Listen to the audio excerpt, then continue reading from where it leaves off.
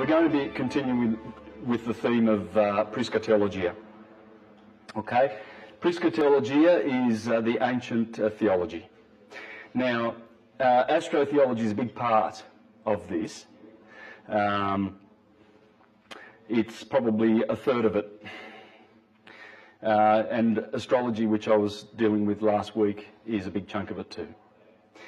So, continuing with this theme of ancient theology, we're going to honour a truth speaker of the 16th century, because he died on the 17th of February 1600, Giordano Bruno. Now, Giordano Bruno was a person who spoke about the Psychotheology all the time, and he was bringing it to the world. In fact, he brought it to Queen Elizabeth. And Queen Elizabeth was contemplating making the British Isles hermetic. But of course the clergy got wind of the plot, sent Giordano Bruno a packing back to Italy, and of course made sure that fictional Roman Christian religion would continue in their country. What I mean by that is that and as I've proven with my presentations, that Rome has invented the fiction of the historical Jesus Christ for purposes of enslavement.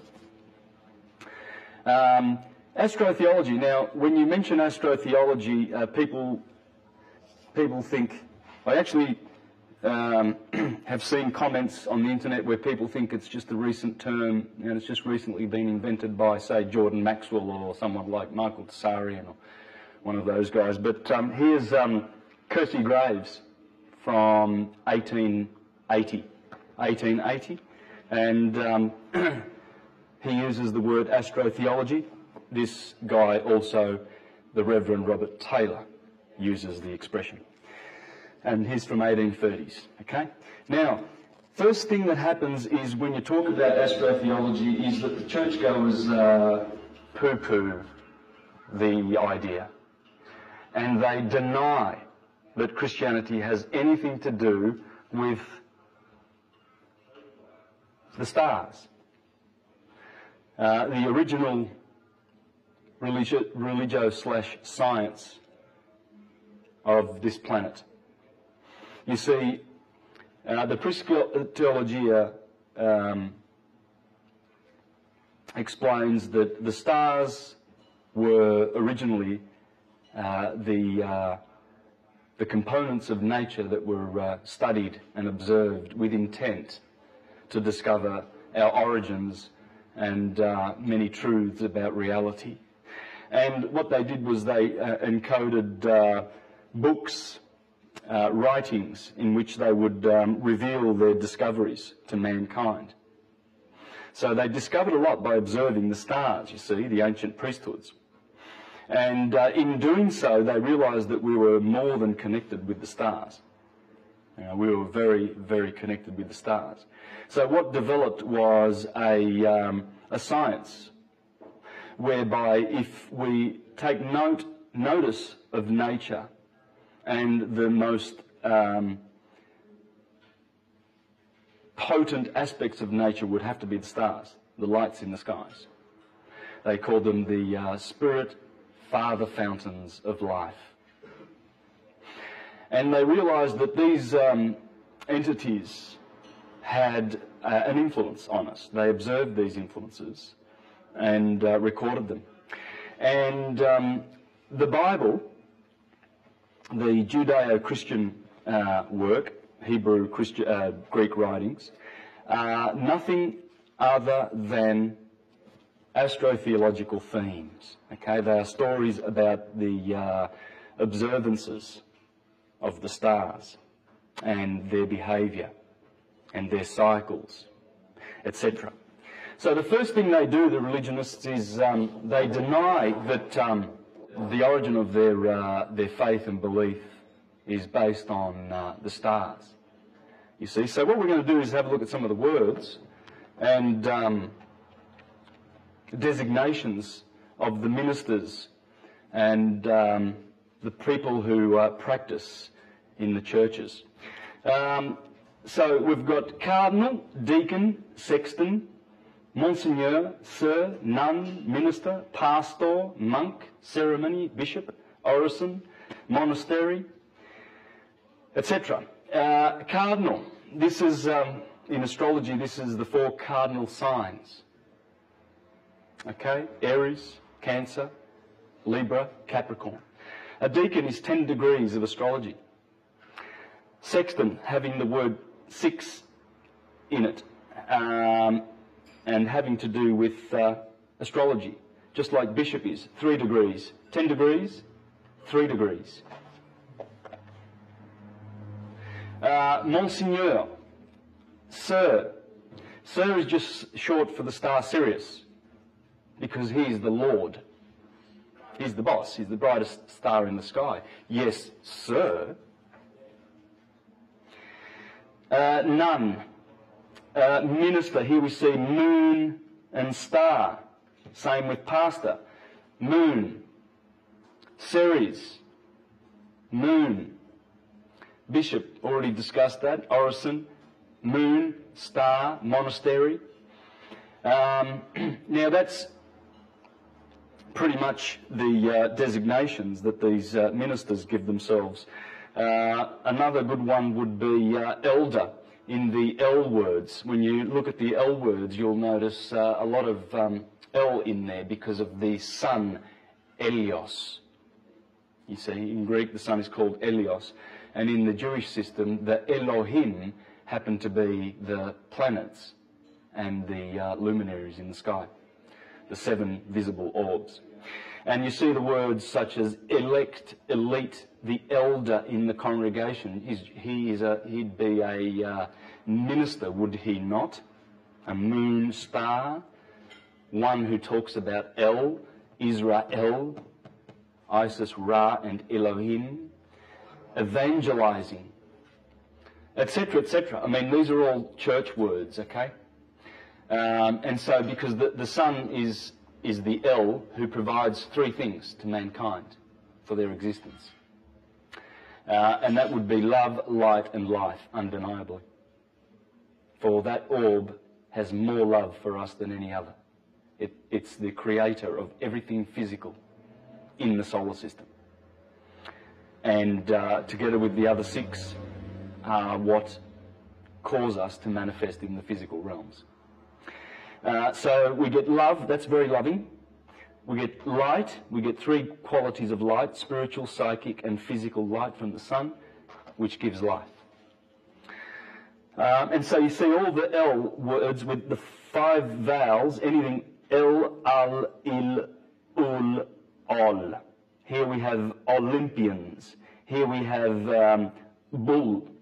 Here we have Il, that's the definite article in Italian.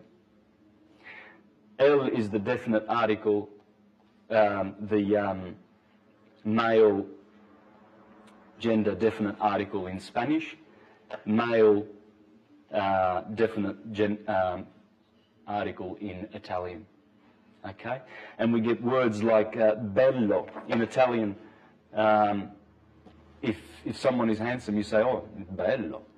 Or someone's pretty, a girl's pretty, you say bella. And that comes from the L, okay, because nothing is more pretty than the sun, especially in the summertime when he revitalizes the planet. And so, of course, and the Bible is related to Babel. Babel and Bible are the same word. Babel means circle of the sun, the zodiac. Okay? And, of course, and it's related to bubble, circle. Bubble, Babel, Bible. Bel is Baal, the god Baal. And he also, if you put an O on the end of that, you get the Italian word for good looking. Bello. Because Baal is the sun. He's glorious. He's Prince Charming. Okay, so these Il, El, Al, Ol, they are all the sun. The El Lord. So when you hear expressions like the Lord Jesus Christ, Amen, these are all different words for the Son. Okay? Lord, yes, yes means the Son. There we have the golden orb himself, beautiful, Prince Charming, bello. And there are the words, the letters, I-E-S. In Greek, I-E-S is yes. And that's Jesus. Christ, well, Christ is light, King, the King of light, and that's the Son. And Amen, or Amun, or Om, that is the Son. So we've come to a time in history that we've begun to understand these things because we've been able to decipher the Egyptian holy writings, the hieroglyphs. And in recent times we've been able to expose this story that is in the Bible. Now, we have many great scholars to lean upon. Probably I would say this would be the best work, absolutely the best work in terms of astrotheology, by the Reverend Robert Taylor. One of his contemporaries was Thomas Taylor, and Thomas Taylor was a great scholar who was interpreting the Greek myths. I'm going to read a little bit out of this later on, and also out of this. Contemporaries. This one's deciphering the holy Jewish Christian scriptures, and this one, the myths.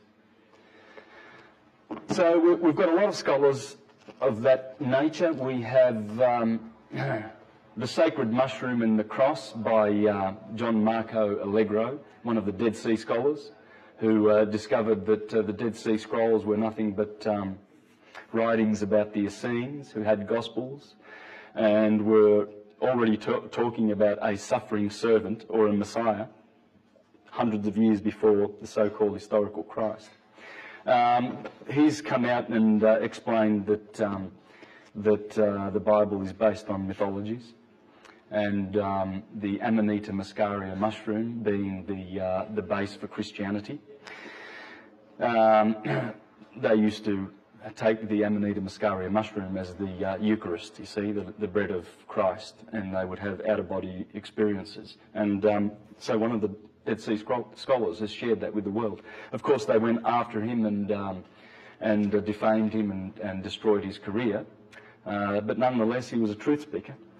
Here's another truth speaker, Dupuy, a contemporary of Napoleon Bonaparte, as well as Volney. These guys exposed the astrotheology in the Bible. I'm going to share excerpts and share interesting information from these scholars today. So it's going to be very eclectic, but there's a lot of interesting information that we're going to expose. Here is the Earth, and that would be the equator, Tropic of Cancer, Tropic of Capricorn. Now I'm following a very ancient map, and by the way, a lot of people ask me about where do I get my maps and stuff from. Well, that's the book. You can get that on Amazon, Star Maps. And in fact, it has lots of great ancient maps, and a great collection, probably one of the best I've ever seen. It's phenomenal. And so this comes from that book. Here is the sine wave that I've just done. As you can see, there's the equator, and here we have the Tropic of Cancer, and here we have the Tropic of Capricorn. Okay? So this sine wave, this is the path that the sun appears to make around the Earth as it goes through the seasons. It's called the ecliptic. Okay, so it's the path that the sun takes through the 12 signs of the zodiac. So there's a little glyph here for Aries, which indicates that the sign of Aries begins here, and that would be the 21st of March, the equator, the equinox. And as the sun rises in the spring skies through March, April and June, it reaches the Tropic of Cancer, and then it proceeds to decline and wane and goes through Libra, and there's the scales of Libra. That's the middle point of the sine wave. Okay? Very important, crucial part of the theologies.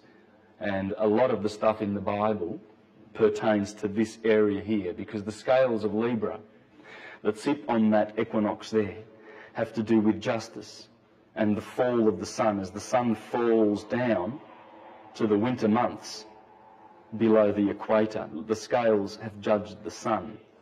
So that point there is very interesting. And these are the cardinal points. Aries, the equinox; Cancer, the solstice; Libra, the equinox; and Capricorn, the solstice. And it comes back through Aquarius, the water bearer, through Pisces, and then back up into Aries. So that's what I'm doing here. I'm following that. So we start here at Aries, and we go up to Cancer, and then down to Capricorn, and then come back up again. And that's the sine wave. It's 23.5 degrees and 23.5 degrees. Now, so what you've got here is the solstice, and here we have also the solstice. So this would be the summer months, and this would be the winter months in the Northern Hemisphere. And March the 21st is over here. June 21st is there, the solstice. September 21st at the equinox. And December 21st, the solstice. These are the crucial points. There's a lot to be said about these points, and you will see how important they are in the scriptures. Okay? What I'm going to show today is that the Gospels of Matthew and Luke start from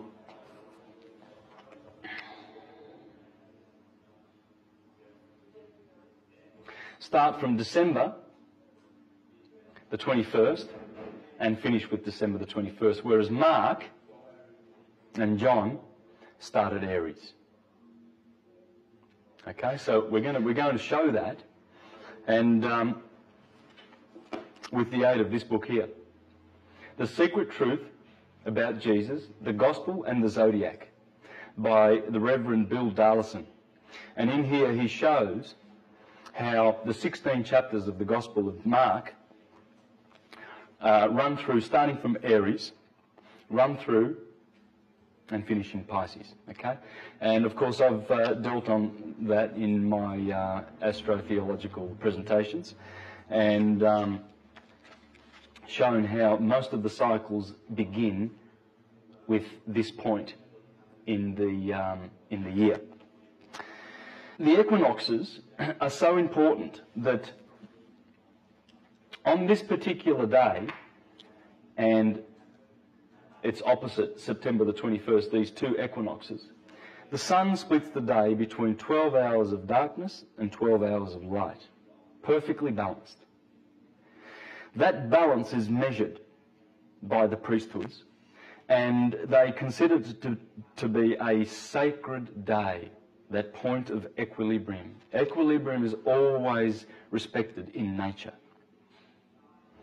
It's always respected. So you see these two spheres, the two polarities of light, summer, and darkness, winter, are balanced at these points. Very, very powerful points in the year, the equinoxes. In fact, they are so respected that all our religious observances take place at these 4 points, at the 4 points of the cross. Here we have the Passover of the Jews and Easter. Here we have Judgment Day, Rosh Hashanah, the Festival of Tabernacles, or the Festival of Booths. And here we have the Holy Saturnalia and the Christmas period where the ancients would mourn for Saturn. That was the Saturnalia, and or Saturn's brother, the sun. They would mourn for the sun because he was going down to his death on the 21st of December. And so Macrobius, in his famous work, the Saturnalia, talks about this festival and its origins. And in doing so, he revealed a lot about the old astrotheological system. In fact, he revealed that every one of the names of the heroes, including Jesus, mean the sun. And here are some of the names of those ancient gods: Janus, Bacchus, Ieius, Apollo, Julio, Delios, Loxias, Phobos, Phanes, Lucius, Sabazius, Liber, Ebulis, Dionysus, Iao, Hades, Mars, Meton, Mercury, Draco, Asclepius, Hercules, Serapis, Adonis, Attis, Osiris, Horus, Pan, Jupiter, Saturn, Adad. Interesting. So we'll get back to that. But what we have here now is the cycle that causes the Gospels to be told. So what we have is, according to Reverend Bill Dalson, as we begin in Aries, I'm going to share some scriptures with you, which prove the astrological aspects of the Gospels. So beginning with Aries, the deacons of Aries, it talks about Perseus and Cetus and Andromeda. So if we go to Aries at the head, remember Aries is always the start of this system because it's in the head. We see there's Perseus, Cassiopeia, and Andromeda is always associated with Pisces, but the stars overlap with this zodiac sign here. Here we have Taurus, Orion, Eridanus, and Auriga. Okay, so, and these are the deacons. You have the northern deacons here. So, for instance, Scorpio has 3 northern deacons. It doesn't have any southern deacons. Whereas Libra has a northern deacon, and it has some southern deacons. Okay? And there's 15 in the southern and 21 in the northern. And they make up 36 extra zodiacal signs. Okay? Now, one of the first things that is spoken about in Aries is the apostle, or rather, John the Baptist calls Jesus, talks about the baptism of fire. Well, that would be the fire of Aries. Okay, so that's the first hint. As the sun comes into Aries, there's the fire aspect. And we'll just have a look at that part in the Gospel of Mark. It says, I have baptized you with water, but he will baptize you with Holy Spirit. And, of course, Matthew and Luke use the word fire in that, right? But the Spirit has to do with the baptizing in Aries, because what happens in Aries is there is the river Eridanus goes through there from the sign of Taurus next door. And the Eridanus is the Jordanus, where Jesus is baptized. So that's where John baptizes Jesus immediately. And the gospel begins there. And I'm talking, that's the first, there's St. Mark, that's the first passage in the Bible where Jesus is baptized. There's no nativity in either Mark or John. There's no nativity scene. Whereas Matthew and Luke, they begin with the nativity. When the son is a baby on the 25th of December, it has to grow and then be baptized in the Jordan River in the head of Aries.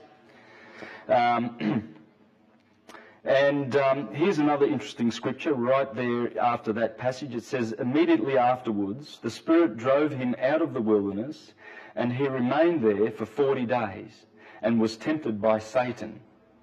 He was with the wild beasts, and the angels looked after him. Well, the wild beasts would be the beasts of the zodiac. You see, it says that Jesus was with the wild beasts. That's where the sun is. Lions, scorpions, etc. Okay, so they are Aryan features. Then in verse 17, Andrew cast a net in the lake, for they were fishermen. Now, some translations use the word hired men. Well, that has to do with the stars in the sign of Aries, in the deacon of Aries, that are called the hired men. Let me read a portion of this. The combat between Perseus and Cetus mirrors the challenge to the powers of evil which Jesus makes in these early chapters of Mark. He is tempted by Satan in the wilderness. He casts out an unclean spirit. He declares that the kingdom of Satan is at an end. Clearly, and he implies that Satan has been bound, clearly reflecting the names of two stars in Cetus. Menkar, the chained enemy, and Difda, the overthrown, the thrust down. Isn't that interesting? Then there's a star in Perseus called Algol, and this is called by the Hebrews, Algol, as Rosh Ha-Satan. And it's supposed to be, it says here that it's the demon star, and the blinking demon, the demon's head, is said to have been thus called from its rapid and wonderful variations. The Hebrews call Algol as Rosh Ha-Satan, Satan's head. Head. Aries, the head. Astrologers, of course, said that it was the most unfortunate, violent and dangerous star in the heavens.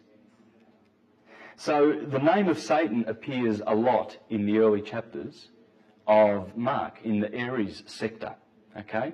And, of course, because of the stars, Algol in Perseus, the star that they call the most violent one in the skies. And so that explains all the mentions of Satan in the first chapters of Mark. Okay? Another incident happens in Mark 1:29, and this is the incident. As soon as they left the synagogue, they went with James and John to the house of Simon and Andrew. Simon's mother-in-law was in bed with fever, and they immediately told Jesus about her. So he went to her, took her hand, and helped her up. The fever left her, and she began to wait on them. So Simon Peter's mother-in-law has a fever. Well, Simon's other name is Cephas, and you'll notice that Cephas in Pisces is also merging in with Aries. You see, that's how it works. So Cephas is in here, and Cephas is another name for the Apostle Peter. Right? And Andrew would be Andromeda. Right? Andrew. So these are in the first chapters of Mark, right? Dealing with the March Aries sector. So the mythological Cassiopeia was the wife of Cephas and the mother of Andromeda, whom Perseus had married after releasing her from the rock to which he had been chained by the sea god Poseidon. Cassiopeia was eventually translated to the sky by her enemies, the sea nymphs, but because of her vanity and arrogance was placed so close to the pole that she appears to be lying prone. Well, the mother of the one chained to the rock, see, Cassiopeia was chained to the rock. Well, the rock is Cephas, Peter. Peter's called the rock. Is Cassiopeia. So the one chained or married to the rock, Peter, is Cassiopeia. the reclining woman. Cassiopeia's husband is Cephas, another name for Peter, the rock. And her daughter is Andromeda, which are hinted at in the names Andrew and Cephas. Now, another thing that Bill Darlison points out in this book is that unlike the Gospel Mark, the Gospel John, which also begins in Aries, in the first chapter of John, the Gospel of John, John the Baptist says, "Look, the Lamb of God that takes away the sin of the world," pointing to the very same nature of that Gospel to Mark's Gospel. Unfortunately, Mark doesn't use that expression, but all the others do. And if it had of, that would really just put the icing on the cake, wouldn't it? All right, so that's Aries. Let's have a look at Taurus and see if we can see some themes there in the early chapters. By the way, I'll just put that up for the camera to pick up. This comes straight out of the book, and it shows the different sectors of the Gospels. So Aries is from the first chapter to the third chapter, okay? And it's dealing with the baptism of Jesus, the beginning of ministry, theme of newness, 12 apostles as new Israel, sense of urgency, daring and defiance. In the zodiac, the key words would be sign of the spring equinox, initiation, action, impulsiveness, assertiveness, pioneering associated with the head. And you will find all of these perfectly on cue in those chapters of Mark and dealing with the sign of Aries. Okay? Taurus, parables of growth, agricultural imagery, parable of light. Now, because of the special stars in Taurus, Taurus has a cluster of stars called the Pleiades, which are the lights. Okay? So we notice now in the fourth chapter of Mark, which I'm going to be reading from, the theme is dealing with light and also the parables of the seeds. Because in Taurus is the time of the year when you take your bull out and plough. So you notice that in the fourth chapter of Mark, there's a lot of ploughing being done, a lot of seed sowing, and a lot of talk about lights. Because Taurus has those beautiful Pleiades and the Hyades and Orion and all those bright stars. So, the parable of the light under the bushel, which follows the sower, does not have the Taurian imagery of growth and productivity except in rather an oblique sense. But it is related to Taurus nevertheless, because in addition to its association with the earth and with agriculture, Taurus has always considered by the ancients to be connected with light. For instance, Venus rules Taurus, and Venus is phosphorus. She is the bright morning star, and she's one of the brightest orbs. In fact, she's the third brightest orb in the sky. That's one pointer to the fact that it's dealing with Taurus. Another one is the principal star of the Hyades group, situated in the eye of the bull, was called by Ptolemy Lampadias.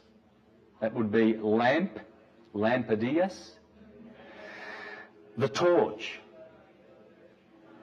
So you see, Jesus will be talking about light. Don't hide your light. Show your light. Venus, the ruler of Taurus and the most brilliant sight in the evening and morning sky after the moon, was called by the Greeks Phos. Phos meaning light. And by the Romans Lucifer, the light bearer. So no wonder chapter 4 deals with light. To the ancient occultists, Venus was the planet of inner light, illumination.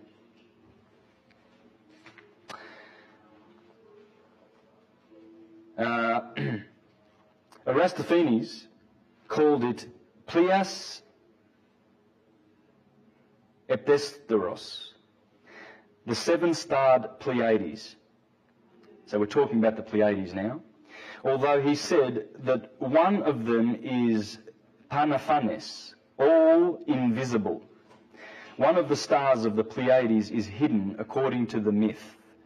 The Pleiades were the 7 daughters of Atlas, who had been changed into stars by Pleione. 6 of them had been married to gods, but the 7th, Merope, had married a mortal. So her light was dim and rarely seen, all of which strikingly reflects the parable of the lamp in Mark 7:21-22. Now take note, this is very interesting because we're talking about the 7 sisters here, the Pleiades. Okay? Now, you ever notice that? Subaru, that means the Pleiades, the 7 sisters. Now, when you look up at the Pleiades, they're magnificent. They look exquisite, like a jewel in the sky, and they correspond to the pineal gland, okay? Because here they are in Taurus, Pleiades. They're supposed to be more up toward here, actually, these around this area here, because Taurus rules the lower part of the head. But you will only notice 6. There are not 7, because one of them has had their lights dimmed. So let's notice what Mark chapter 4:21 has to say, shall we? He said to them, "Do you bring a lamp? Do you bring in a lamp to put it under a bowl or a bed? Instead, don't you put it on its stand? For whatever is hidden is meant to be disclosed." And he uses the word here, phanerothe, in Greek. And whatever is concealed is meant to be brought out into the open, phaneron. If anyone has ears to hear, let them hear. Well, as I just read before about Aristophanes, he called one of those stars the exact same word that Mark uses for the dimming of the light, which is Phanophanes. So Aristophanes called this star Phanophanes, the all-invisible. Interesting that Mark should use the exact same word for the dim star in the Pleiades. Still on the Taurus sign, we need to focus our attention on that. Of course, agricultural imagery and the parable of light. Oh, thanks, George. Yeah, beautiful. That'll help that. Good stuff. This is also in Mark, okay? He also said, "This is what the kingdom of God is like. A man scatters seed on the ground night and day, whether he sleeps or gets up. The seed sprouts and grows, though he does not know how. All by itself the soil produces grain, first the stalk, then the head, then the full kernel in the head. As soon as the grain is ripe, he puts the sickle to it, because the harvest has come." Again he said, "What shall we say the kingdom of God is like? Or what parable shall we use to describe it? It is like a mustard seed, which is the smallest of the seeds on earth. Yet when planted, it grows and becomes the largest of all garden plants, with such branches that the birds can perch in the shade." So notice the theme there of agricultural imagery, parables of growth, and these are the themes of the 4th chapter of Mark. Right on cue with Aries the first, Taurus the second. And it gets better. Mark 4:10-12. When he was done, the 12 and the others around him asked him about the parables. He told them, "The secret of the kingdom of God has been given to you, but to those on the outside everything is said in parables, so that they may be ever seeing but never perceiving, and ever hearing but never understanding. otherwise they might turn and be forgiven. How about Gemini? All right, so we come to Gemini.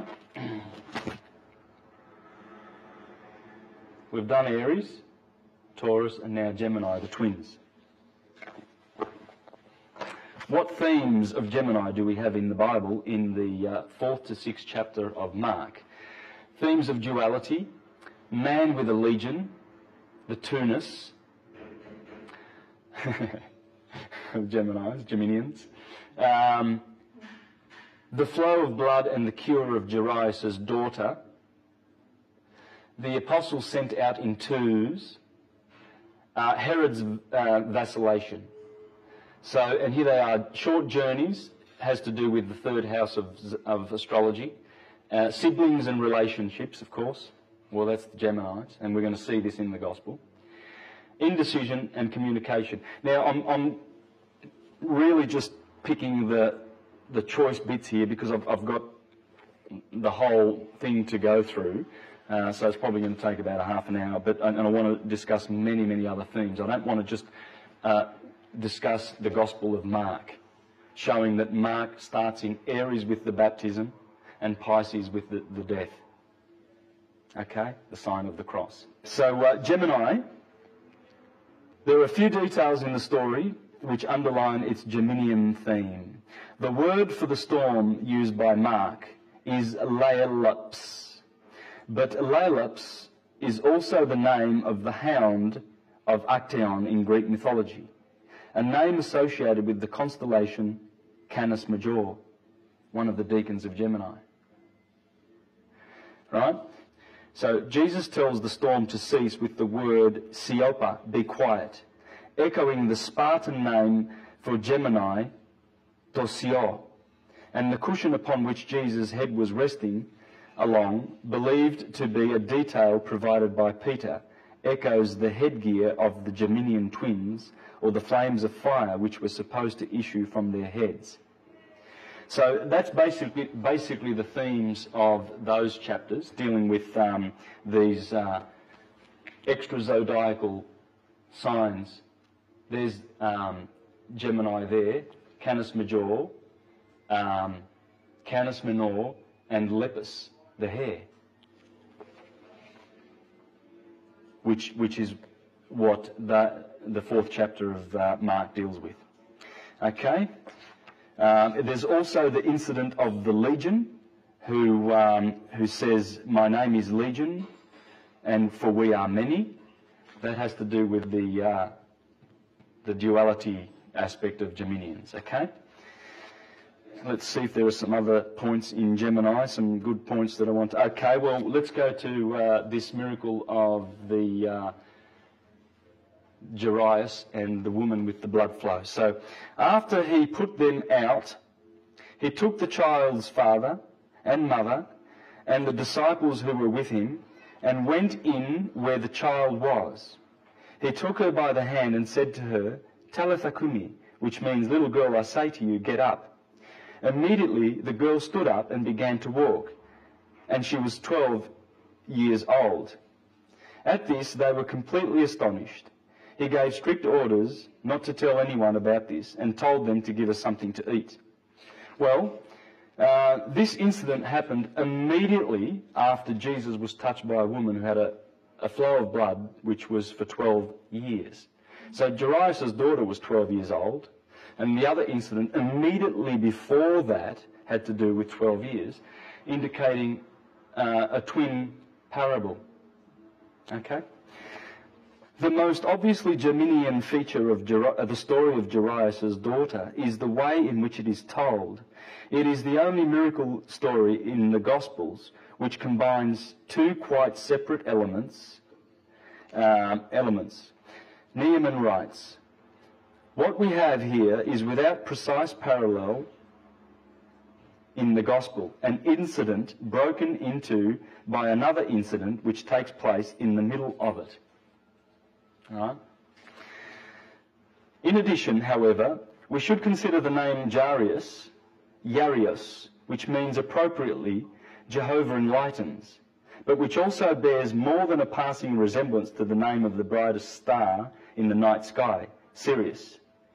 Sirius. The dog star, which is found in Canis Major, right? That's where Sirius is, in the dog star.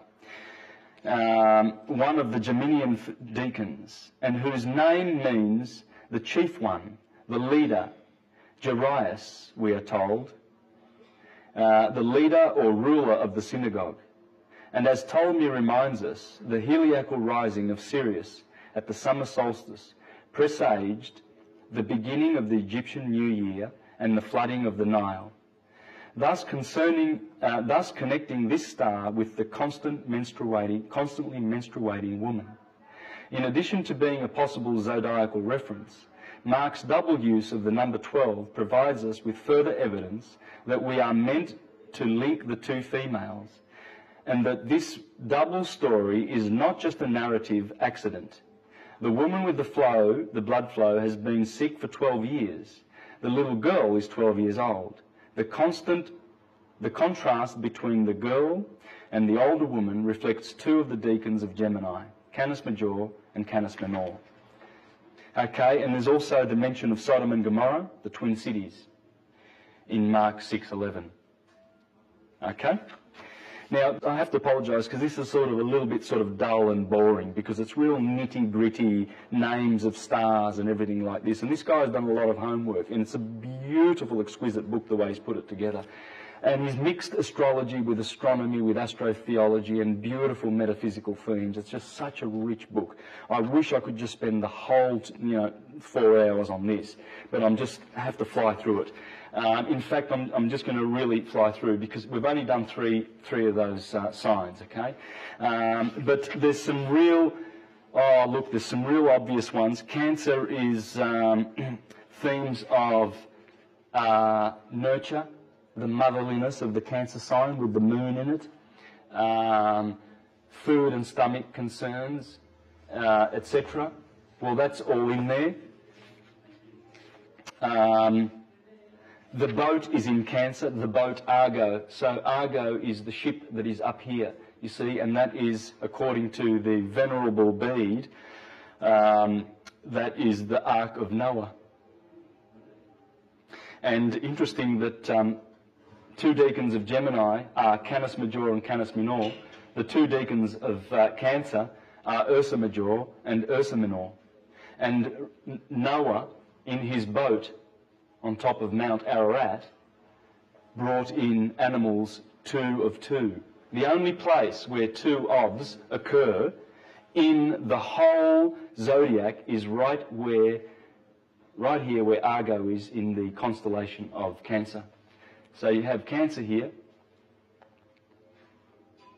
Argo the ship, Ursa Minor, Ursa Major.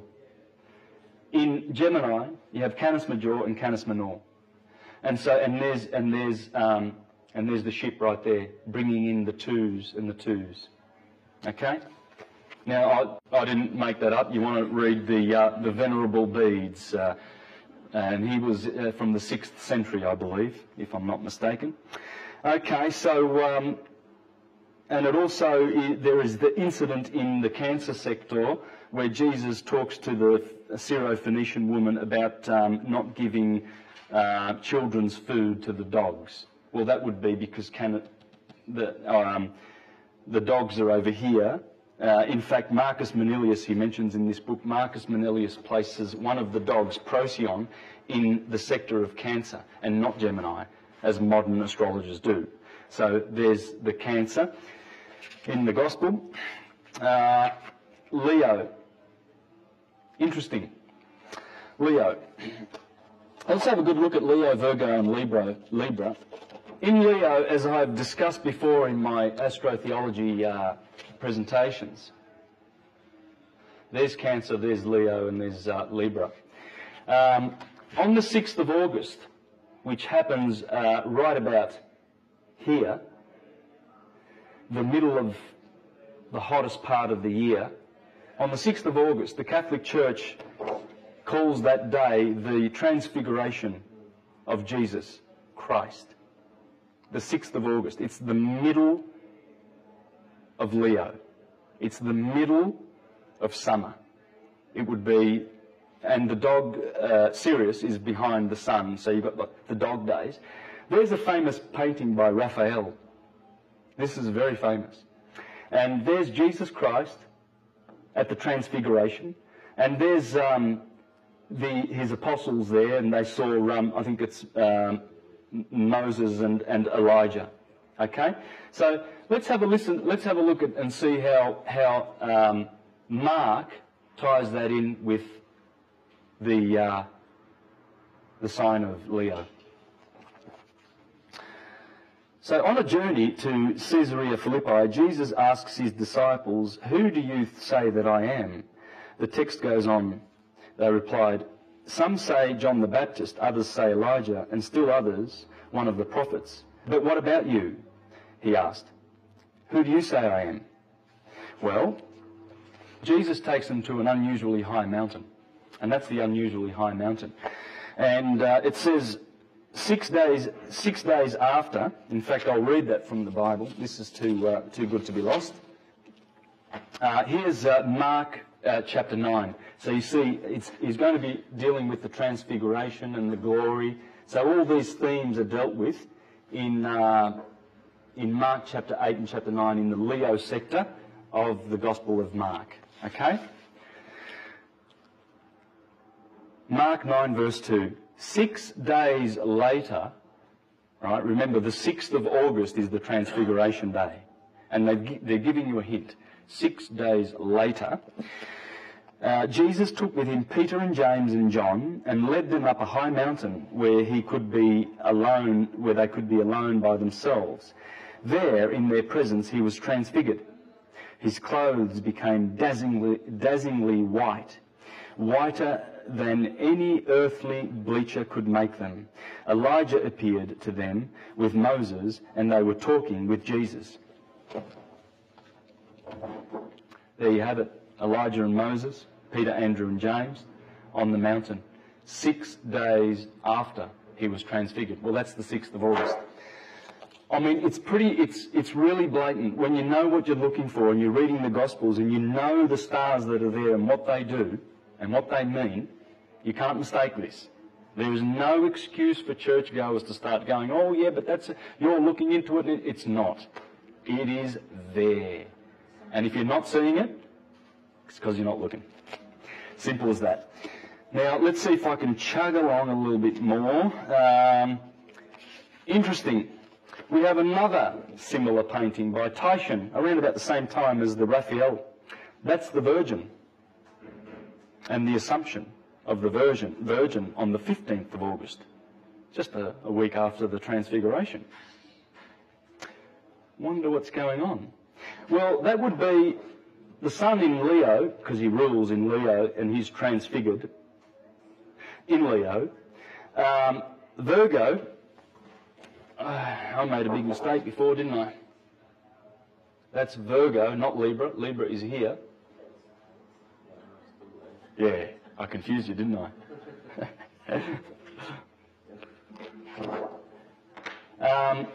Virgo on the 15th of August disappears behind the sun. That's the Assumption of the Virgin. Because on the 8th of September, over here, she gets reborn again, doesn't she? That's the Nativity, because she reappears. You see, when the sun is in a sign, the sign disappears. You can't see it, because, well, for instance, we're in, today's the 13th of November. That's Scorpio territory. Now, it's, what's the time? It's 2 o'clock. So the sun is above us. Behind the sun is the Scorpion. You cannot see it in November. It's gone. And so that's why the Virgin Mary ascends and then she's born again. The Nativity of the Virgin. Yeah, it's all on cue. All right, let's see what Virgo has. Virgo has teaching about humility, little children, a warning against passivity and service, because the 6th house, or Virgo, Virgoans are very service-oriented. It's the sign of service. Okay? So in the Gospel, Jesus is talking about service. Serve one another. etc. If anyone wants to be first, he must be the very last and servant of all. So there's the theme of service. If anyone causes one of these little ones, those who believe in me, to stumble, it would be better for them if a large millstone were hung around their neck and they were thrown into the sea. So that's also Virgoan themes. All right, let's move on. I know I'm going to regret taking chunks out of this because there are so many good points, but you just can't. All I can do is show you some choice bits, and if the subject interests you, I would be getting this book. It's just phenomenal. Okay, Libra. The entry of the Sun into Libra marks the autumnal equinox in the Northern Hemisphere, when day and night are equal once again. This is the midpoint of the year, the moment of equilibrium, when the forces symbolised by the day and the night are in perfect counterpoise. This has happened before, of course, when the Sun entered Aries in the springtime. But there is a difference between these opposite but complementary points. At the spring equinox, the point of poise occurs before the daylight begins to dominate. In the autumn, this is reversed, and the balance point presages the forthcoming massing of the darkness. The eternal interplay of light and darkness is symbolised in the zodiac itself, which on one level is nothing more than the yearly cycle projected on the sky. The first 6 signs, then, come under the dominion of daylight. The first 6 signs come under the dominion of daylight. And can be said to represent the light of individual consciousness struggling to establish its identity.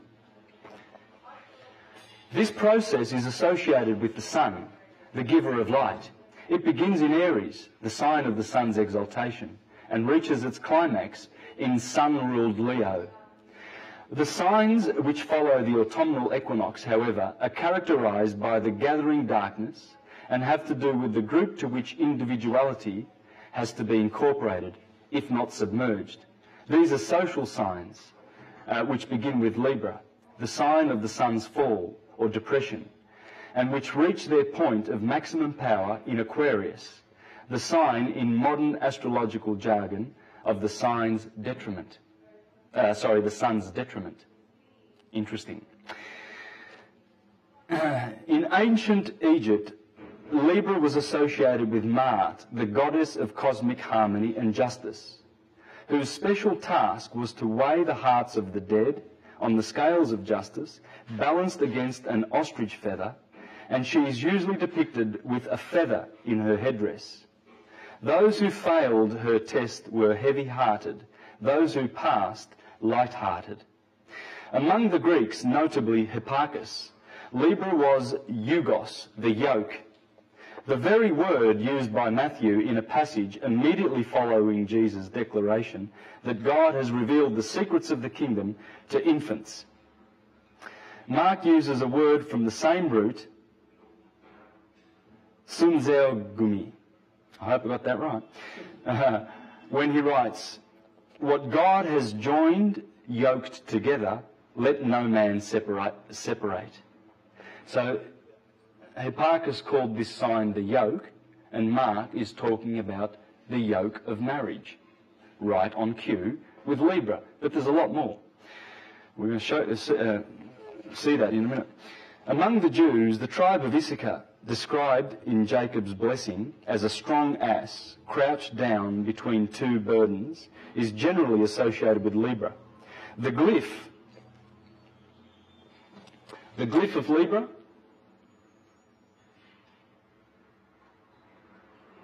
what's that? That's the sun setting. Because this is a 24-hour clock too, of course. Remember on the 21st of March and September, the sun is balanced, right? It's perfectly balanced. So On that day, and only on that day, or those 2 days rather, does the sun rise at 6 a.m. and set at 6 p.m. Only on those 2 days. Okay? So 6 o'clock goes here, 12, 6 and 12. This is a daily cycle, and it's a yearly cycle. And of course, during the day, there is more light than during the night, just like there is more light in summer than there is in winter. So those 2 cycles are described by this graph. But here, this is the middle point. This is the point where, in the human body, Libra is the kidneys. So the sine wave is going through the body in the scale of the balance. You see the sun setting there? Okay, when you look at that,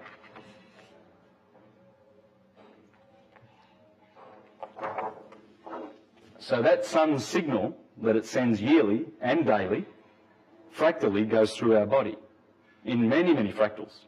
It goes through the atoms, it goes through everything. It's the same fractal. This is the wheel, this is the cycle, this is what is going on all the time, right? And the sun's telling you that. The sun tells us that in its path of the ecliptic. The ecliptic runs straight through our bodies. That's the ecliptic. So as above, so below. So when the sun is in Aries, it's in the head. When it's in Taurus, it's in this part. What does that mean? Well, it means it's giving its polarity to that part of your physical body, so it'll manifest physically. Usually Taurians have got nice strong necks. It shows in the neck. It actually shows. But it also shows with the ruling planet Venus, you know. It also shows in, you know, spiritual and psychological things too. Philosophers, many philosophers, as I showed last week in the presentation on astrology, are Taurians. Most of the famous philosophers in history are Taurian because they want to speak. You know, that's where the sun is. Geminians are in the lungs and in the arms. You see the way they use their arms, etc., etc. So that's the path of the ecliptic, and it's defining everything. Wherever the sun makes that signal fractally, which is everywhere, it defines the bodies that it gives life to. All right, and the sun and the 6 planets, the 7 visible orbs, they are responsible for all of it. And you'll find that Mark, the Gospel of Mark, is clearly showing us beautiful encrypted wisdom about that cycle. It's clearly there. It is absolutely clearly there. Let's have a look at Libra, shall we? Now, I want to focus. This chart comes from the book, comes straight out of the book, and I want to focus on these 3 signs here. Okay? Leo has 3 deacons, Virgo 3 deacons, Libra has 3 deacons. Okay? The first one is Hydra, the fleeing serpent. Crater is the cup, the Holy Grail, that we drink from when we come down from cancer and we get intoxicated. The crater is always here. Corvus, and it's explained in the book that Corvus is also the crow, right? The cock, the rooster. Okay? Virgo has Coma, Centaurus, the horse, Bootes, the shepherd, and Libra has Crux, the cross, the southern cross, the wolf of the night, and the crown. That would be the crown of thorns. So what's going on is this. Remember that point of equilibrium. There she is, the just one, balancing the day perfectly. And there's the southern cross where the sun gets crucified. This is the big crucifixion, by the way. This is the one where the sun is plunged into the darker polarity. So that's big judgment. In fact, that day there is called Judgment Day by the Jews. Okay? And there's a lot of other reasons why it's judgment. I mean, the Egyptians, when you die, they call it westing, because you're going down in the west where the sun sets.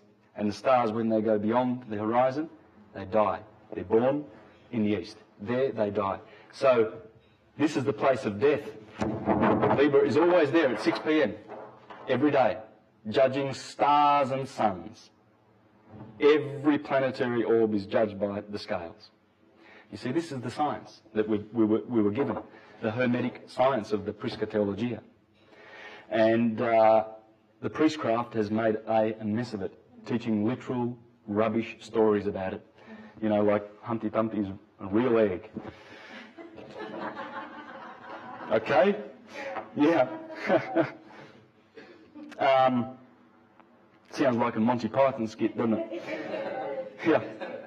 So there's the crown. Crown. It's also in Libra, Corona. By the way, I'll just show you them here. Let's do this. Leo in the heart, and the main star there is Corleones. And you remember the Godfather, Corleone? Corleone is the heart of the lion, the core of the lion, Corleone. And that's the main star there in Leo, because Leo is in the heart. The sun lives in the heart, the middle kingdom. Okay? The three planets, the masculine ones are above, and the three feminine ones are below here, the three lower chakras. Okay? So when you're dealing with Leo, you've got Hydra, the serpent, the crater, the holy grail, the cup, and the crow. Virgo has the horse. Pay attention, because all of these 9 deacons are spelled out in the Gospel of Mark, around about the time of the sun passing through Libra. Okay? Coma Bernices, with her hair. Bootes, her husband, Joseph. That's Mary, Virgin Mary, and Joseph, the shepherd. He's the shepherd, but it's Joseph. And he has a red star, Arcturus. That's the bear. In the northern hemisphere, see these northern stars, the brightest star is Arcturus. All right? You see the California flag with the bear and the red star above it? That's the bear. Right? He rules the northern skies. There's the crown, Corona Borealis. That's the crown of thorns that the sun wears as it goes through Libra and gets crucified. That's the cross that he's crucified on. And the wolf, the other word for that sign is the victim. The victim is the sun. Gets judged at the scales, crown of thorn, there's the cross. Here is the shepherd. As you'll see, we'll go through that, etc. What happens there, in Libra, the sun gets judged to go down to hell. There's the wolf there, the victim, dies on a cross, gets a crown of thorns. Before that, in the Gospel, these are the chapters. So you can see chapter 16, 14, 14, 11, 11, 14, 15, 15, 15. So it's carrying the themes around about that part of the Gospel where it would be. So the fleeing serpent is where Jesus defeats death. The cup is, he took the cup in chapter 14, verse 23. There's the cup. The sun takes the cup because the sun gets intoxicated now. Jesus is getting intoxicated. He takes the cup. And before the cock crows 3 times, that's mentioned in 14:30. And there's the crow on cue. Coma, the infant, the branch, the desired one.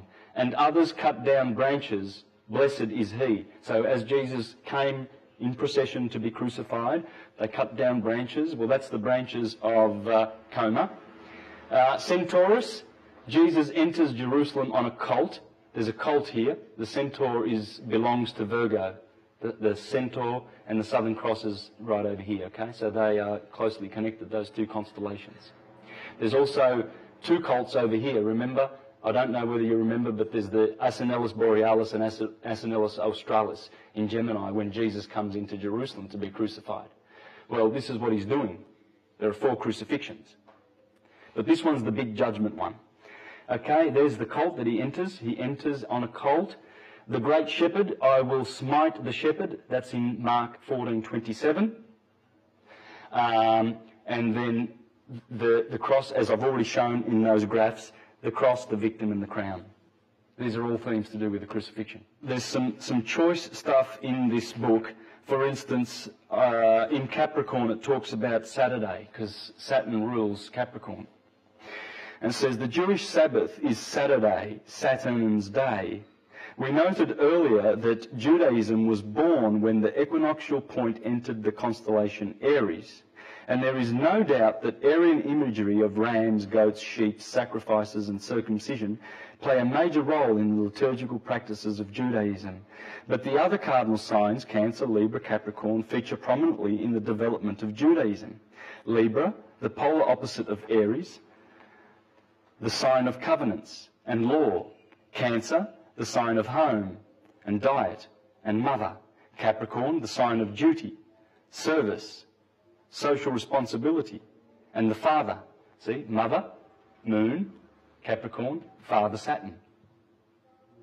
And when you do your houses, you'll find that the 4th house deals with mother, right? And the 10th house with honours and duty and service and authority and prestige and father, because Saturn is the father. You see the polarities. We have to work out the polarities in all of this to understand the science. Once you start doing that, you can navigate through all of these books. You can read the Upanishads, you can read the Eddas, whatever, and you'll know what you're talking about, man. The characters are always the same. In the Bible, the characters are always the 7 heroes. The 7 that go manifesting, the Elohim. And they manifest in the space of 12. While Libra is the sign which symbolises the law's origin. And why? Well, because Libra is always to do with judgment and law. This is law, you know, when you get your heart weighed on that scale in Libra. While Libra is in the sign which symbolises the law's origin and purpose, Capricorn symbolises its operation and enforcement, legalism. Concern for the letter of the law is therefore Capricornian. Similarly, while Christianity is a Piscean religion, it also relates clearly to the other mutable signs. Now get this.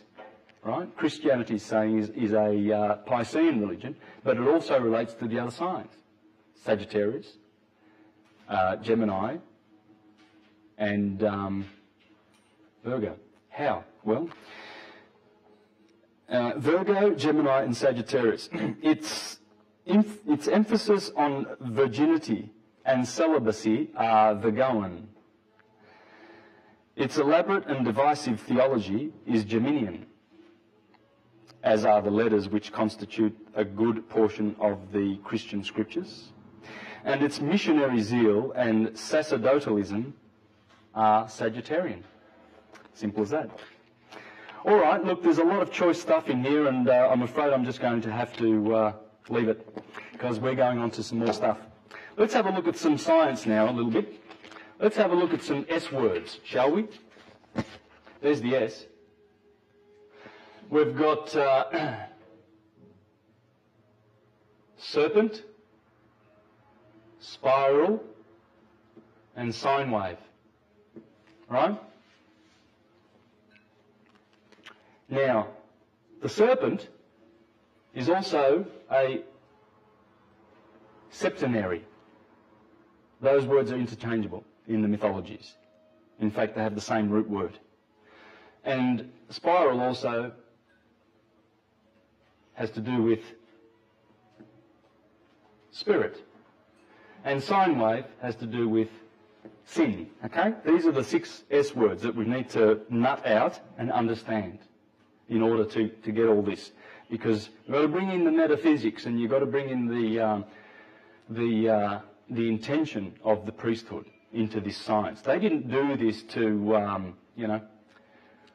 entertain themselves on the weekend. They did this so that many, many layers of wisdom would be found in their holy works. And that way they would sort out, the people from the courtyard of the Gentiles, right? Gentiles basically meaning people who are not really spiritual, serious. Not serious. pagans, or in fact that's what they used to call pagans, and that's very derogatory because it shouldn't mean anything bad. But the Romans used to say, the hillbilly pagans. Pagano meant someone who lived out in the sticks, country hick. So that's why it's derogatory, but it isn't. Their worship was based on this. But those levels were put in there so that he who has ears and eyes to see would look deeper and dig deeper. That's why it's called esoteric or occult, the Astrotheology. Because, you ain't going to just give it to someone who abuses that information. It's like you're giving, $1,000 iPhone to your 9-year-old son who's known for breaking everything you've given him, right? Well, you wouldn't do it, would you? You'd probably get a cheap phone and give it to them or something like that. So wisdom is supposed to be respected. And this is how you respect it. When you hide it and you give it to people who deserve it enough. And they did a wonderful job in doing this. This sine wave represents time. And the seven fellows that go through there, the 7 planets, 7 represents time and this represents space. You see, this is the space that they're allowed to go in. These are the Titans. And as they go, they always make these sine waves, right? And so this represents the flow of time. And that's what sin is. Sin is, everything is spirals, okay? So this spiral is not exactly 2-dimensional. It's 3-dimensional, which makes it a helix, okay? Helical. But as it does that, the spiral, it actually manifests physical bodies. And that's the spirit that it's talking about, the spirit behind the spiral. And it always is serpentary or a septenary. Okay? 7 is the number of nature. Let me just read some choice information from Who is This King of Glory? This is a beautiful book by Alvin Boyd Kuhn. If you ever want to get into the deep, deep stuff of this and what the Bible was really written for, this guy explains many beautiful things, okay? So we have the 4 elements. And he talks about these numbers that appear in the Bible, 4, 3, 12, 7, always those numbers, 40. Why?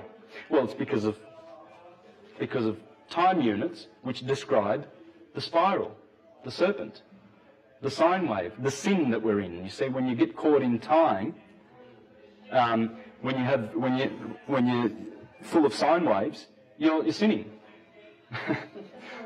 Yeah. Yeah, because we're caught in time. That is sin, in the sine wave. It's all science.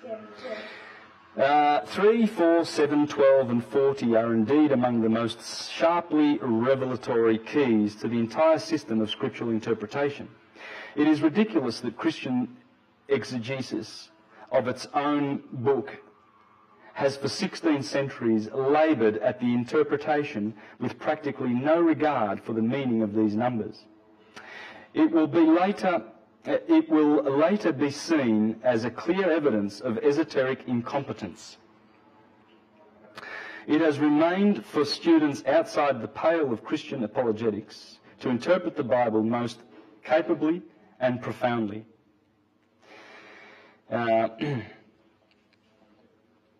What were the 12 disciples, if not men?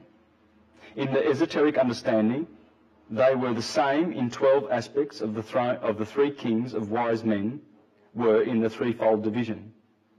Or they were the same 3 powers of spirit, further subdivided into 12 aspects. They were just the spiritual power and intelligence, which is the Christ itself, manifesting its wholeness in a 12-part segmentation, in the same way in which the atomic force of the universe manifests in a 7-part differentiation. So the spiritual nucleus of life manifests in a 12-fold unfoldment. Nature sounds a 7-key octave, and divine mind sounds a 12-key diapason. So divine mind has 12 keys. So mind, spirit, mind over matter. Matter is 7.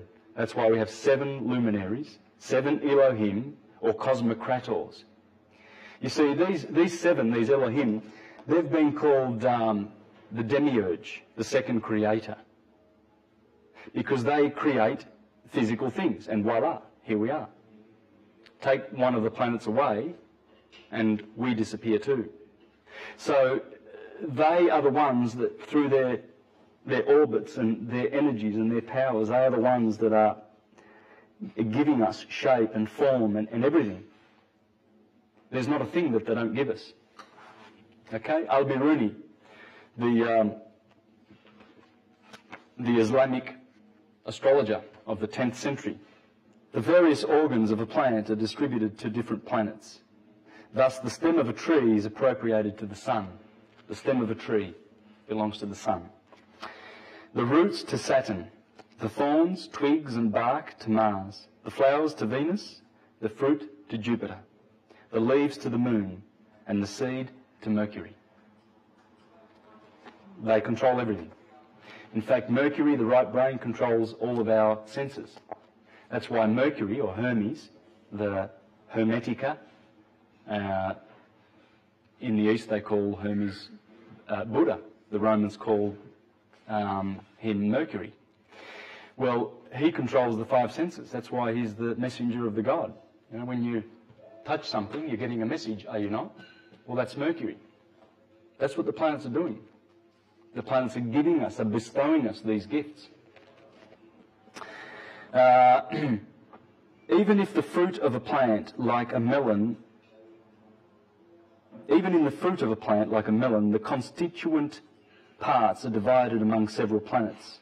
The plant itself and the flesh of the fruit belong to the sun, its moisture to the moon, its rind to Saturn, smell and colour to Venus, taste to Jupiter, seed to Mercury, and the skin of the seed and its shape to Mars. It is rare that only one planet furnishes the indicators for one subject or object. Generally, 2 or more are associated, as for example when 2 elementary qualities are present, obviously related to 2 different planets. Thus, the onion is related by its warmth to Mars and by its moisture to Venus. And opium by its coldness to Saturn and its dryness to Mercury. So when anyone speaks of Saturn as the significator of opium, it is merely its coldness that is referred to. And if Mercury is cited in the same capacity, it is due to its dryness. Right? Because there's cold and hot, dry and wet. They are the virtues, the active and the passive virtues of astrology. And each planet has 2 of those virtues. Right? So we can see how the planets are creators, how they are cosmocrators, the Armonian artificers of Egypt that gouge out matter. They're always gouging out matter through space and making things, manifesting things. And of course they are beneficent, but they are also tyrants. You see? Saturn, for instance, whatever is born in his kingdom must perish. Whatever is born in time, he's the boss of time. Will always be devoured by time. And in fact, that's what the astrology and astrotheology is teaching us. It's teaching us that journey, how it works, the 12 labours that we are to perform, as Samson performed, and the 12 disciples of Jesus, the 12 sons of Israel, Israel meaning Isis, Ra and El, the ones that go around the wheel, the gospel. Now, I want to get into some of these beautiful, wonderful writers, okay? They've done some amazing works of art, and I want to show you what's in these books. Here's a guy called Malik H. Jabbar, and he's got five or six books, I think. This one might be his 6th book, and this one is a series of 5, and there's a picture of the books there. If you go to his website, this is how he introduces his work. Welcome. This site provides information on the mythological origins of all universal religions. Religious scriptures are a registry of astronomical phenomena, written in a mythological format. The evolution of our modern religious concepts began with astronomy and evolved through mythology and astrology into modern religion. Many of the Hebrew myth concepts are traceable to ancient Egypt and Mesopotamia. Jesus Christ, the Son, God, is a cosmic myth on par with Osiris, Horus, Samson, Adonis, Moses, Abraham, Solomon, Noah, Krishna, Mithra, Quetzalcoatl, and many other solar demigods. Evidence clearly shows that the 12 apostles are symbols of the zodiac sign, and that Jesus Christ symbolized the sun, God, in some aspects a moon god. It is clear that the tales within the Bible are allegorical depictions of the interactions between elements of the cosmos. Religion exists at two levels, the esoteric and the exoteric and the esoteric, the inner and the outer. The inner religion is the one where you go within, and the outer one is the book religions, you know. Oh, read the Watchtower and awake, then you'll be saved. They've all got their publications and paraphernalia. That's the exoteric. The inner is you're already equipped with the inner one. That you've got forever. You're never denied that. Anywhere you go in the universe, you are never denied contact with Source.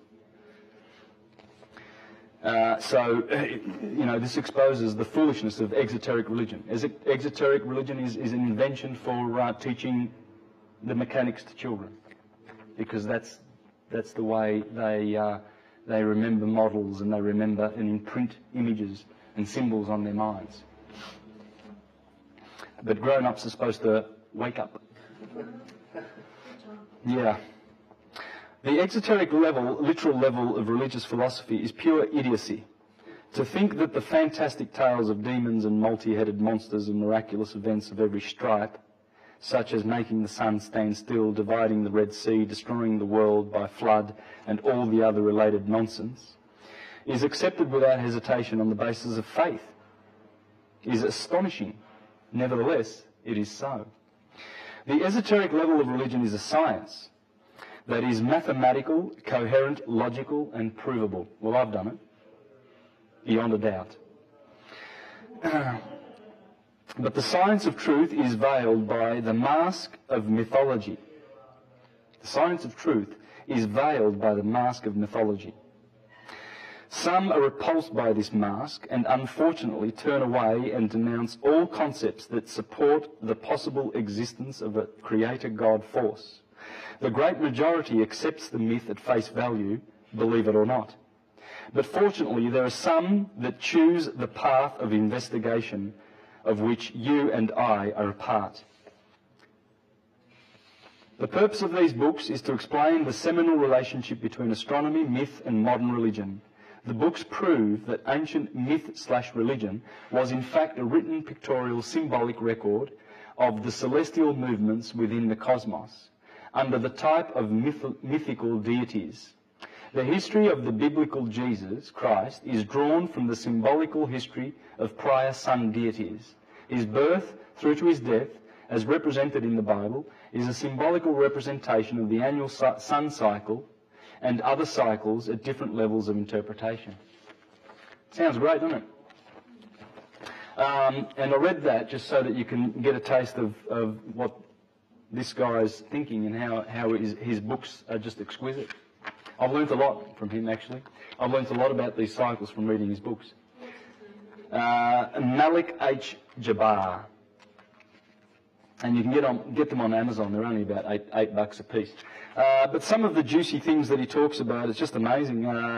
He understands that Jacob, for instance, was the name of the sun below the equator, and Israel, when he gets a name changed, and he wrestles with the angel, and finally he conquers, he gets his name changed to Israel. Right? Abraham used to be Abram. Abram is the sun below the equator. At 90 years of age, 90 degrees, he gets a name change to Abraham. You see, so he's got all that stuff in there. It's just incredible. I'd just like to read a little bit, really some choice stuff from here. The gateways between the lower world and the upper world are the equinoxes. These are gateways. The vernal equinox is the gateway to the higher hemisphere, equated with redemption. And the autumnal equinox is the gateway to the lower hemisphere, equated with suffering and death, according to the ancient symbolism. So when the sun falls below the equinox in the last part of the year and the earth approaches winter, the ancients saw that event as the imprisonment of the sun, or the wounding of the sun, whereas its light was impeded and made ineffective. The imprisonment of Christ and the eventual crucifixion of him is symbolic of the span from the autumnal equinox to the sun's death at the winter solstice in the annual phase of the solar symbolism. Of course, biblically, the resurrection of Christ takes place proximate to the vernal equinox. This is because of the cultural input from the Hebrew Christians who wrote the biblical Christ myth. They fashioned the Christ after the sacrificial lamb of the Passover festival. See, when the sun finally passes over, they sacrifice the lamb, Aries, the Lamb of God. They also linked, the custom of the Jews to sacrifice lambs or goats approximates to the equinoxes, both vernal and autumnal. You see, the goat is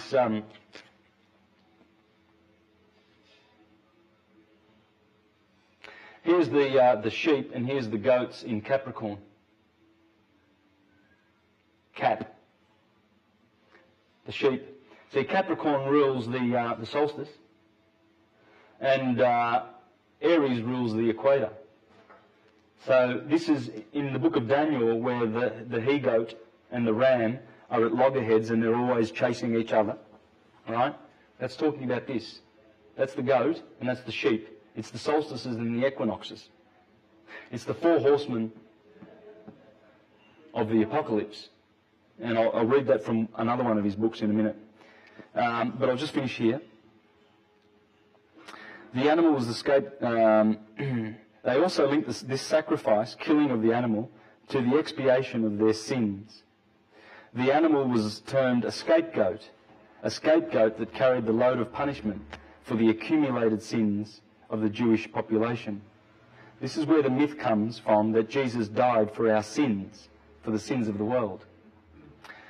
It is simply a copy of the old pagan superstitious customs of the nomadic Hebrews. The Bible clearly calls Jesus the Passover, that he was a substitute for the lamb of the Jews brought forth to human form under the Christian doctrine, which doctrine was composed of the early Christians who were actually Jews, members of a Jewish sect that later, over time, became distinct as Christians.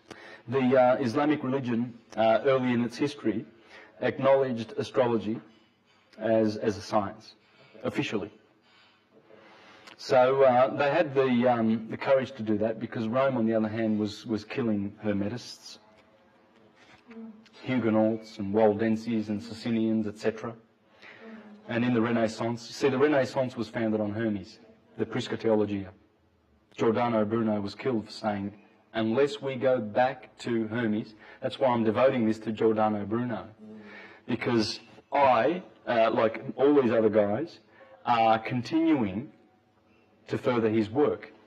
And most of his work was dealing with this and the fictional aspects of the Bible and teaching that there's only one religion/science in the universe, and that's this science. Yeah. This is it. This explains us. This describes us. This is what we do. This is it. And there it is. Jesus is there. Peter is there. Jupiter. Paul is there. Apollo. Yeah. The sun. Yeah. Mercury's there. Hermes. That's John. They're all there. Satan, Saturn, the characters are all there. This is what Everywhere you go in the universe where physical matter appears, there will be 7 shining luminaries or orbs that will produce that. Yes. Yes. It's mind over matter. This nature sounds that sound, according to, as he says, nature sounds a 7-key octave. Octave means 8, right? But, you always round these like, in music, you've got your 7 diatonic notes, but it's an octave, right? So you round off, we are an octave, or we are a septenary. Everything in our bodies is septenary.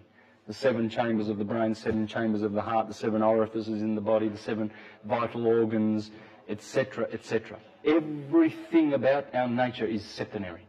It's a serpent. That's the serpent. And the serpent is sitting here. Ophiuchus is in the sign of Scorpio. Let's have a look at Scorpio. Scorpio with the red star in it. Okay. There is Ophiuchus, the serpent bearer. So Ophiuchus, what he does, he's carrying the serpent, and the serpent's head is right next to the scales of Libra. You see, we saw that before, right? And the serpent is saying to the woman, and Bootes, her husband, is Adam, this is Eve, Virgo. It's saying to her, eat from the tree of the knowledge of good and evil. This is the good, this is the evil.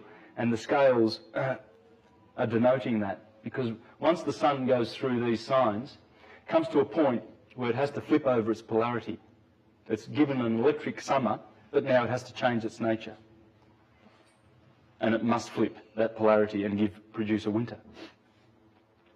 So it tastes from the tree of good and evil. Having tasted good, now it must have evil. And that's the serpent that is at the tree deceiving the woman, because she eats from it first. Bootes follows.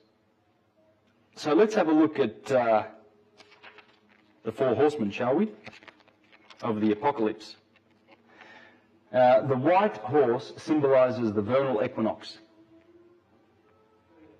The red horse symbolises the autumnal equinox. The black horse, the winter solstice. That's where black Saturn is. And the pale horse, or green, symbolises the summer solstice. You see, green and lush is that horseman of the apocalypse, that cardinal point. And as those, you see, the sun is always depicted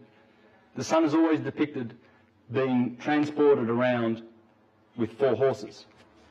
Okay, 4 seasons, 4 horses, 4 cardinal points. And as they go around, they have different natures and different qualities. Of course, these are very similar, the equinoxes, right? Spring and autumn are very similar, but summer and winter, big difference. Okay? White is the colour of the good spirit, and in its mythical aspects correlates astronomically to the vernal equinox. Red, the opposite or opponent counterpart of white in much of the symbolism, and represents the autumnal equinox. Matter is counterbalanced by spirit, just as the autumnal equinox is counterbalanced by the vernal equinox. So the red horse is the autumnal equinox, the controller of the entrance into the infernal regions of the lower hemisphere. Black signifies the darkness of the pit of the lower world, where the sun is shrouded by dark blackness. Green represents the verdant quality of the summer season, brought in by the summer solstice. The Bible uses the term pale horse, but all of the biblical dictionaries define the term pale as synonymous to the colour green. Now, the riders on the horses, they are different. The riders on the horses, one has a scale, that's Libra. And these are the riders of the horses, okay? The riders of the horses are distinct and separate from the horses in terms of their identity. One reason that other scholars over the years and centuries have failed to interpret this symbolism correctly is that they have blended the individual riders and their assigned horses into single entities, which is an error. The riders of the 4 horses are the zodiacal signs that pass over the stations of the horses. cardinal points. During the day, year, or astrological era that may be targeted by the symbolism. The descriptions of the riders give us sufficient information for their identities. He that sat on the white horse had a bow and a crown, which indicates the sector of Sagittarius. Bow and a crown. With the bow. The bow is Caus Australis. That's the bow in the sector of Sagittarius. And the crown is Corona Australis. Remember we spoke about Corona Borealis in Libra, the crown of thorns? Well, this is Corona Australis of that sector. He that sat on the red horse is described as a killer and a disruptor of peace, which indicates the killer scorpion that carries the sting of death, whose venom ushers in the sorrow and misery of the winter season, as the sun dips below the equinoxes, into the sector of Scorpio. He that sat on the black horse carried balances in his hand, which of course is the scales of Libra. He that sat on the pale green horse was called Death, and the governor of hell, which is of course Saturn in Capricorn, the well-known goat devil of the zodiac. And of course this corresponds with the dragon that drew a third part of the stars of heaven. Have you ever heard of that in Revelation? And I saw the dragon, and he hurled a third of God's stars from heaven. Right? Well, the constellation of Draco is in Sagittarius, but it goes from Virgo all the way down to Scorpio. That's exactly a third, 120 degrees of arc is occupied by Draco on the northern throne. It's a big constellation in the north. We can't see it. But it's up there where the Big Dipper is and all that. And Draco controls the North Pole. He gets about 3 stars to sit on the North Pole during the 24,000-year precessional cycle. So he's basically the boss, right? And when Draco goes down, in other words, from Virgo downwards, this is the sign of betrayal, Virgo, the dragon hurls a third of God's angels down to the earth. We are told by these verses of the Bible that the dragon's tail drew a third of the stars of heaven. This symbolism points directly to the zodiacal signs Libra, Scorpio, Sagittarius and Capricorn, which are situated right in the fold of the dragon's tail. I have explained conclusively in Book 4, he's got his 5 books here, that the dragon of the apocalyptic heavens of the Bible symbolises the constellation Draconis with the stellar symbolism. The tail of the biblical dragon of the heavens in the Bible is synonymous to the tail of the cosmic dragon, which is in fact the constellation Draconis. The constellation of Draconis stretches over nearly half of the sky's celestial longitude, and at the time of the biblical editing, the tail of Draconis traversed the span of the zodiac stretching from the autumnal equinox through the winter solstice, a span of 4 zodiacal constellations, thus denoting the fall of the sun into the lower regions of the cosmos as demarcated by the celestial equator.